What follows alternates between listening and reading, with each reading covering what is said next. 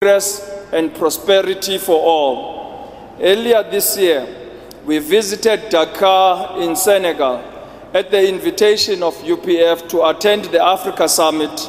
As you know, Senegal is an overwhelming majority Muslim country, and the summit was opened by President Macky Sall, and the opening prayers were rendered by an interfaith panel of religious leaders, as we've heard, led by Sheikh Ahmed Tijan Chizé, one of the greatest Islamic scholars and spiritual leaders of the African continent. What struck me most was about that gathering was the sheer diversity of parliamentarians, traditional leaders, and religious leaders who had virtually come from every faith and denomination, coming from every corner of the African continent, converging behind a common vision in honor of Madiba and the centennial celebration of his life and legacy. We will, God willing, host the Africa Summit in Cape Town in November 2018 and urge all of you to work with us for its success. Mr. President, Your Excellencies and honorable guests, today Mvezo Komkhulu welcomes you and thanks you for taking time out of your busy schedule to pay tribute to Nkosi Dalibunga.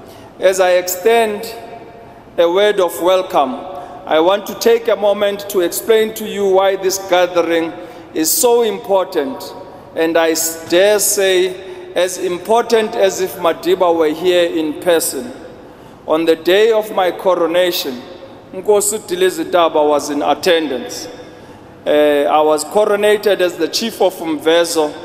This is what my grandfather, Nkosi Dalibunga, had to say. I quote, that my grandson has taken the chieftaincy I was supposed to have, that he is to rule here at Mvezo. It will make me sleep forever a happy man in my grave, close quote. Your coming here to Mvezo is to honor the man, to honor his legacy, to honor his vision, and make him sleep forever a happy man in his grave. As rightful heir to his legacy, we seek to work with all who pursue the vision he set before us. As a nation, he led us from the precipice of racial hatred and the brink of civil war to work together for the realization of a goal of national building, national reconciliation, and social cohesion. We remain dedicated to its fulfillment and to devote our lives for its realization and achievement.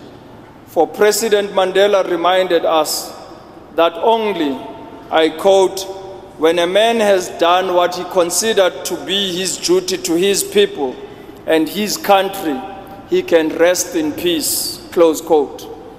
We are duty-bound to carry such a legacy and a message to the entire African continent, to whom we owe our freedom, and to the entire world, for our freedom and humanity remains as yet incomplete as long as one of us, anywhere in the world, such as Palestine, Western Sahara, is still suffering. Your Excellency, Mr. President, before I hand over to the program director, Lien, allow me to say that the task before us is immense, but we dare not give up. In the face of adversity or opposition, we shall pursue it all our being, with all our strength, and with help from the above. From the Petois reminded us, I quote, so dry your tears. Fortune has not yet turned her hatred against all your blessings. The storm has not yet broken upon you with too much violence.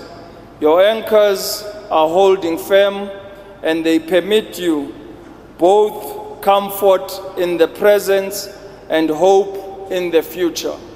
The future is very bright for this humble birthplace of Madiba. We have been championing over the years a program of educating our youth. They stand here before us, Your Excellencies, given bursaries by the Mvezo Traditional Council to reach out to their dreams and to empower themselves to the highest level. I lived with a grandfather that used to say, "You South Africans are lazy. You are only scratching and scrambling through your education, where your African counterparts are holding double PhDs.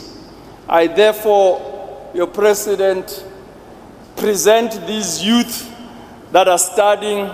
We started them in this very homestead, educated them through high school, giving them bursaries to do their diplomas, to do their BTech, to do their masters. The most senior of them all, the young Masbonge Zondani, is doing her masters through the Mvezo Traditional Council. And this, by so doing, we are indeed living Madiba's legacy. I present to you my humble village, and you are most welcome. Enjoy the rest of the celebration. I thank you.